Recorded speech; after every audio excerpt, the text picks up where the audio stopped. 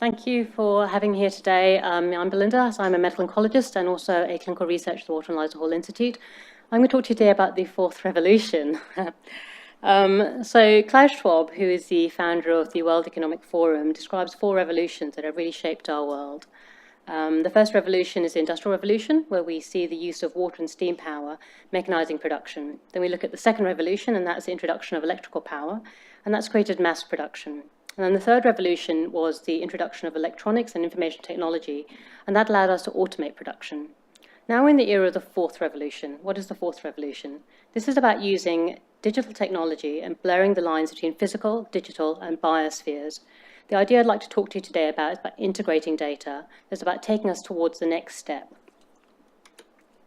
So as we all know in this room, all of us are interested in pancreatic cancer. The pancreatic cancer has the lowest survival rates of all cancers.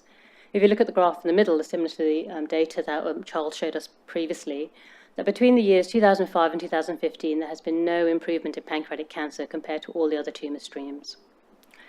If we look at the data across the world, UK, US, and Australia, we see that for pancreatic cancer, the survival rate, 5-year survival rate is between 6 to 8%. We now know that pancreatic cancer is going to become the second leading cause of cancer-related death, and that's projected by the year 2030. We also see that incident pancreatic cancer is rising. If we don't do something to try and change this, I think this is going to become the cancer of our generation, unfortunately. So how are we going to address this problem?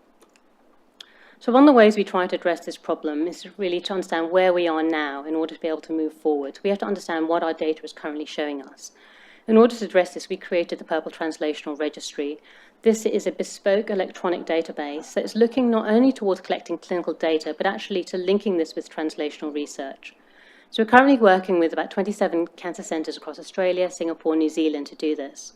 And this is a registry that looks at, it's a comprehensive data set. It's all stages of pancreatic cancer. We're collecting clinical pathological data, treatment data, outcome data, and genomic data. But importantly, we're trying to link this back to our research. What are the aims of this registry? We want to improve data sharing and collaboration across laboratories and cancer centres. We want to be able to provide a comprehensive information system to consolidate data and research into a unique translational registry platform. And we're hoping that this system is going to become efficient and scalable.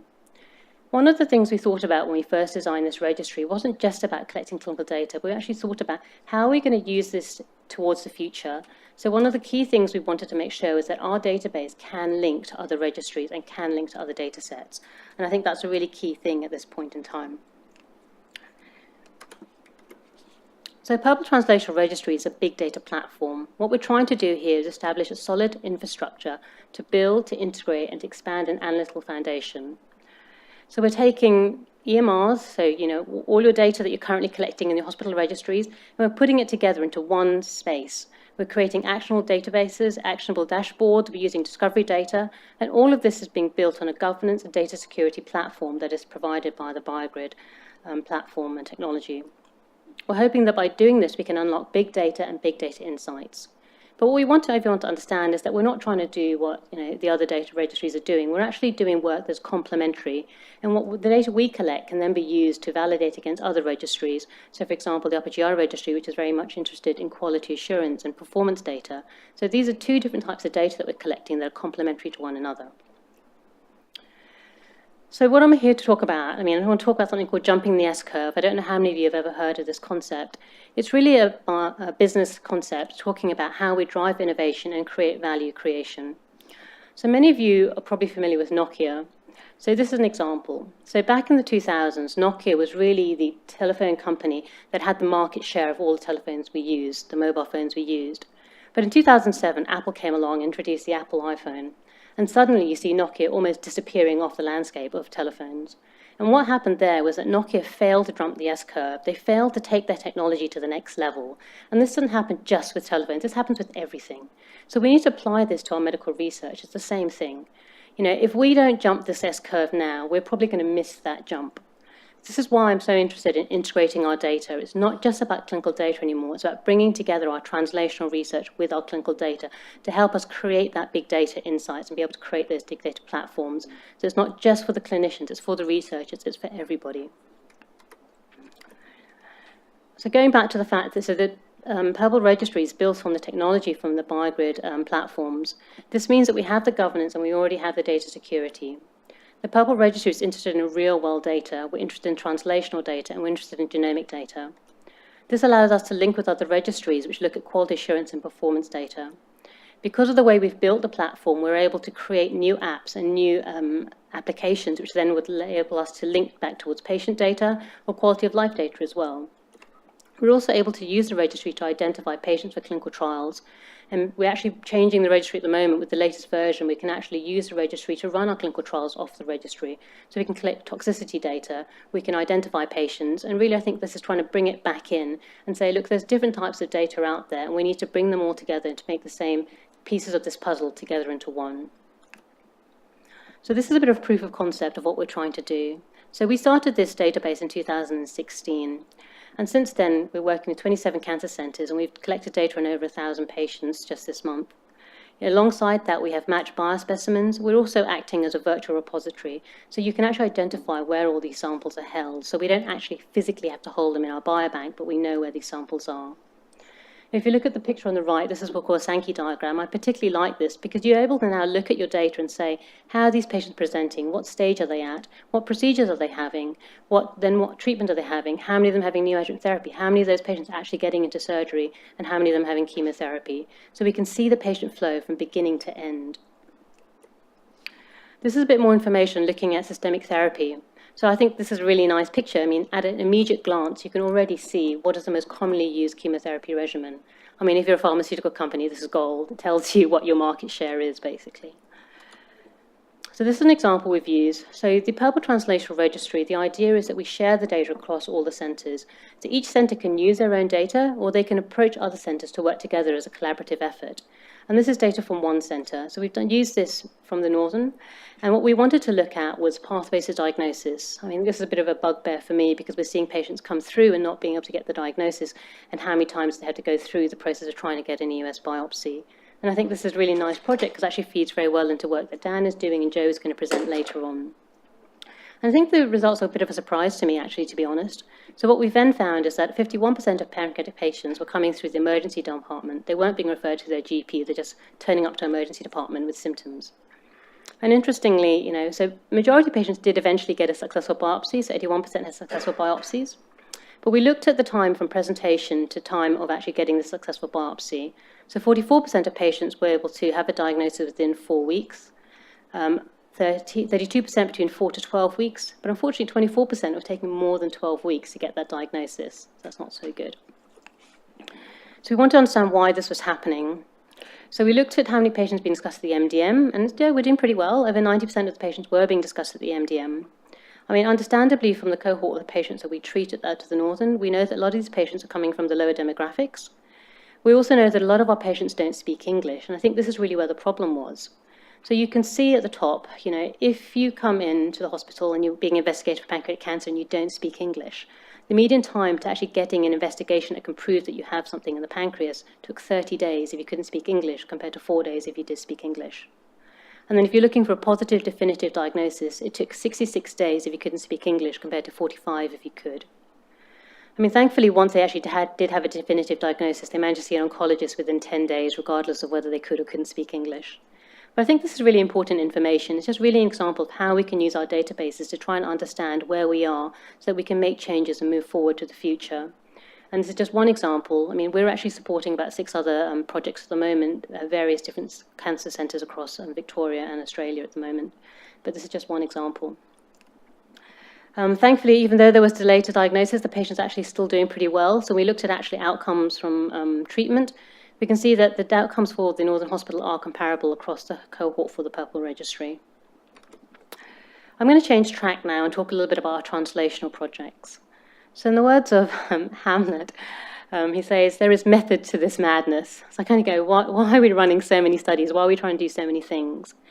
And the idea of what we're doing is that because this is a translational registry, we're trying to create what we call a canon effect. It's like in music where you recapitulate back to the beginning, and every time you go through that cycle, it amplifies your data. the more data we collect, the more we drive the translational projects. The more the data comes out from translational projects, then gets fed back into the system. And so you can see the cycle goes round and round and produces more and more data. And I think that's already evident from the fact that within 2 years, we've got so many centres and over 1,000 patients in that. And people are really seeing the value of what we're trying to achieve here. And I think the other thing I'd like to say is that, we really need to do this because, this is just a conversation I had with my son last week, and he's 6 years old. So he says to me, "Mum, I need to get 800 roadblock points." So Roblox is this online game that kids are playing now. And I said to him, "Why do you need this?" He goes, "If I have 800 roadblock points, I can get my own server." So I'm looking at him going, "You're 6 years old. How do you know what a server is?" So I say to him, "Why do you need to get a server?" And he just looks at me, matter of fact, and goes, "Well, if I have my own server, I can create my own game and introduce my own friends into it." I was like, right, okay. This is where we're at with technology. This is the era that our kids are growing up in, and we need to match the technology that's out there. And that's why it's so important, I think, that we start to integrate our data. We're miles behind what's actually happening out there in the real world. So I'm going to talk very briefly about some of the translational projects that we're running. So one of the projects we're running is the Dynamic Pancreas Trial. This is something that's being supported by the AGITG. This is looking at a biomarker called circulating tumor DNA. And the idea is that we can, from the middle you can see the graph. This is the previous research that we've done. But we can show you that if you have the presence of circulating tumor DNA following curative intent surgery, your outcome is not going to be so good. So the idea is that if we are collecting samples from patients following surgery, we have a neoadjuvant cohort and we have an adjuvant cohort. And we will then analyze the blood to see whether or not they have present circulating tumor DNA. And if that is present, we will then adjust the chemotherapy. So this is a risk-stratified approach to how patients should be treated. So if the ctDNA is positive, we would recommend that they escalate treatment or switch treatment. If they've had neoadjuvant FOLFIRINOX, they'll then switch over to Gemabraxane. And if they're negative, then potentially we could de-escalate treatment to reduce toxicity for those patients. We're hoping that the study will open soon. We actually have ethics approvals at about 5 centres, but because we put in some amendments, we're waiting for the amendments to come through, and once that's through, we can actually get the study going. We've also been running the Pancreatic Organoid project for the last 2 years. So we're actually working with 11 hospitals across Victoria, and this is amazing to be able to get 11 centres to work with us to give us fresh tissue from specimens. And we're using this to grow an organoid biobank. And the idea is to be able to do whole genome sequencing against these tumour tissues, and then also be able to do a drug screen. So this is a project still in process, and we really hope that we can set this process up. One of the more recent projects we're looking at is looking at biomarkers, and the idea of running registry-based clinical trials as well. So the idea behind this is that we want to learn from every patient. I think anecdotally, we all know that we have patients who do well and we have patients who don't do well, but we can't really tell you why some do well and some don't. So I think it's really important we start to identify biomarkers that potentially could help us categorize these patients systematically into why they're doing badly or why they're doing well. So at the moment, we already have a number of registry-based trials running. We have registry-based trials in colorectal cancer with ULTRAC, which really here is leading. We also have an XSTEM project, which is looking at brain cancers, and this is being run alongside the brain cancer registry. We've been in discussion about some of the pancreas cancer potential registry-based trials, but we're still open to more proposals. So if anybody out there wants to put forward a proposal for a registry-based trial in pancreatic cancer, we're more than happy to work with you.